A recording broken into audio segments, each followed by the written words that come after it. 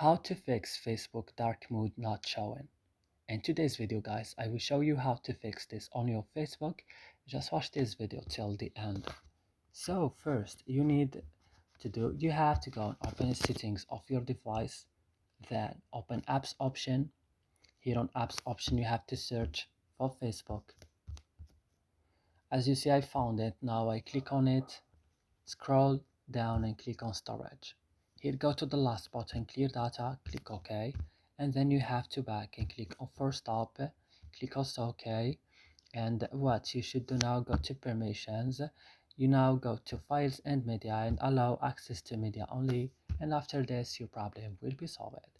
So I hope this video is helpful for you. Don't forget to like, subscribe in our channel. See you in another